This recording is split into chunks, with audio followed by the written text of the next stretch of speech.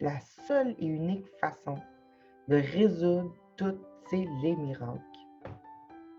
C'est-à-dire de demander à ce que la vérité soit vraie.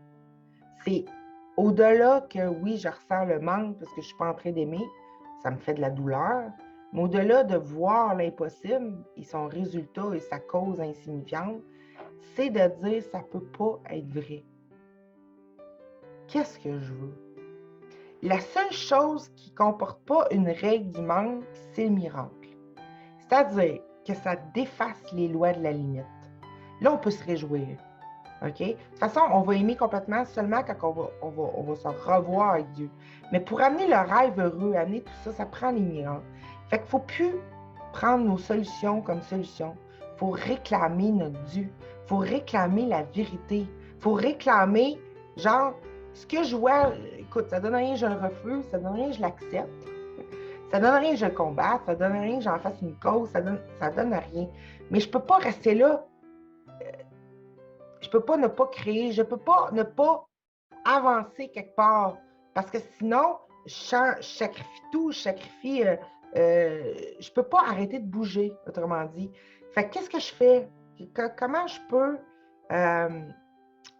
ni rejeter, ni approuver? Tu sais, bon, comment je fais? J'ai pas le choix, il faut que je me retourne vers la vérité. C'est-à-dire qu'il faut que je déplie intérieurement. Un instant, là, j'arrêterai pas la création, j'arrêterai pas le plus, le moins, mais il faut que j'envoie la sphère. Il faut que je revoie, c'est-à-dire qu'il faut que j'arrête de perdre du temps à faire le déni de la vérité et à rendre ça plausible et à faire des compromis là-dedans. Il faut que je me retourne. Il faut que je me retourne. C'est encore vide, ça s'appelle la vérité. C'est encore vide, apparemment, parce qu'il n'y a pas rien à 100% qui le représente dans le monde. Je ne peux pas faire autre chose que me retourner vers la vérité. C'est-à-dire écouter le Saint-Esprit, c'est nier le monde, lâcher ça, lâcher tout. Plus donner d'intérêt à ça. Faire ce que je faisais avant. Ça ne veut pas dire d'arrêter de faire, là. Mais ça veut dire que c'est pas ça qui est important. C'est pas important. C'est toute l'importance de tout ça. Et se tourner. Et qu'est-ce que je veux? Puis là, il y a tout l'enseignement des enseignements de l'esprit qui a mis beaucoup l'emphase là-dessus, malgré qu'il dit dans le cours partout, mais ça disait, souviens-toi de ce que tu veux. Garde ça consciemment dans toi. C'est quoi tu veux? Mais moi, j'ai finalement trouvé que ce que je veux, c'est aimer de tout cœur. C'est être amoureuse tout le temps, constamment, et ça augmente. Je veux plus de raison pour pas aimer. Ça veut plus. Comme Dieu est rendu insignifiant, parce qu'on s'imagine qu'il dans le fond, on est capable d'accepter qu'il nous aime et qu'il nous aime pas. Ensemble. Ça marche pas. C'est comme quelqu'un qui est en phase terminale, puis qui a une maladie, qui est en train de guérir d'un gros bobo, puis en même temps, il est en train de mourir par un cancer, par exemple, puis tout ça, ça se passe dans le même corps. C'est bizarre. C'est très, très bizarre. C'est pas logique. C'est pas logique que ça se guérit puis que ça se détruit en même temps. C'est pas logique. Mais quand on commence à penser comme ça dans notre esprit, tout amour, on conçoit que l'autre nous traite comme Dieu nous traite, que le monde nous traite comme Dieu nous traite. On pense vraiment que ça vient de ça. Mais non, ça vient pas de ça, puis ça vient pas d'être méchant non plus. Ça vient d'être en train de se retenir d'aimer. Et ça nous donne juste des raisons pour pas se sentir mal de pas aimer. C'est fou, là. Fait que quand l'autre est méchant avec moi, là, c'est quoi ça fait? Ah, ben, j'ai pas à me sentir mal de pas l'aimer. Tu sais, quand on n'a pas ce qu'on veut, là, ben, c'est ça. C'est comme pour pas se sentir mal de pas aimer. C'est pas compliqué. Fait que quand tu vois ça, tu dis tabarouette, l'autre est même en mode didacté, moins que lui-même, pour pouvoir que je me sente pas mal de pas être en train d'aimer. À partir d'une idée fausse. Que Dieu n'est plus là. Qu'il est absent. Que la bienveillance infinie n'existe plus. T'sais? Fait que c'est ça le cause, c'est l'autre alternative. C'est plus rien rendre réel pour se consacrer à et si c'était vrai que c'est toujours là. C'est aussi simple que ça. Et si c'était vrai que Dieu est encore là. Hein? Et que, en fin de compte, je n'ai pas à faire un long apprentissage pour. Autrement dit, On n'a rien perdu, on n'a rien anéanti, parce que tout ce qu'on fait, c'est se retenir d'aimer sous pression. C'est-à-dire, on aimerait ça aimer, mais on se donne plein de raisons pour ne pas le faire. OK? Fait qu'on se retient d'aimer, ce qui veut dire qu'on n'a pas perdu la capacité d'aimer. On n'a rien perdu. On n'a jamais perdu notre potentiel créateur qui est d'aimer, de ressentir complètement. On n'a jamais perdu ça. Et part dans aimer, on peut juste aimer si on n'est pas séparés. Ça dit à un moment donné dans le cours une phrase qui me touchait beaucoup à propos, la confiance rendrait tout possible maintenant.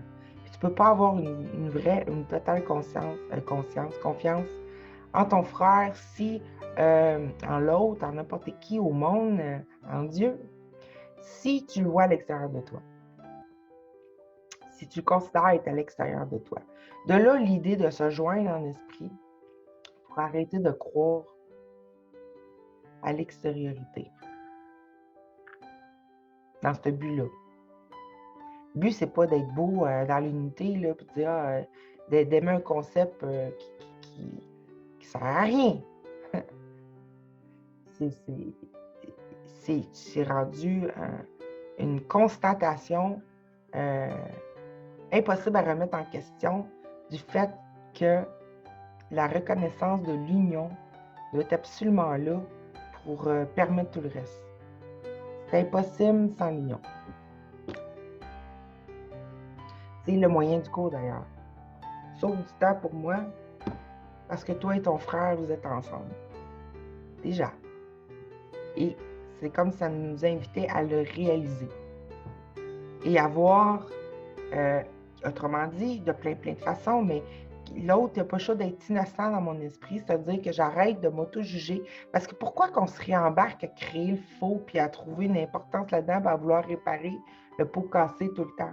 C'est parce que l'ego ou le système de défense n'arrête pas de me dire que je fais quelque chose de pas correct, que je suis en train de me nuire, que je suis en train de ne pas être à la hauteur de Dieu, à la hauteur de la réalité, pour que je me sente pas digne d'être aimée, donc moi, de me lâcher lousse à aimer et à avoir confiance.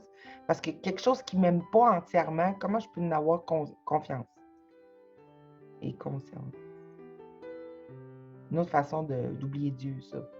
Parce que s'entend que si on ne pense pas que Dieu nous aime vraiment parce qu'il est cruel, puis il nous empêche, il nous impose de mourir ou que ça fait partie de la vie, puis de détruire et tout ça, si on pense vraiment que Dieu, c'est ça qu'il nous donne, ben comment tu peux y faire confiance? On n'est pas en train de penser qu'il nous aime complètement.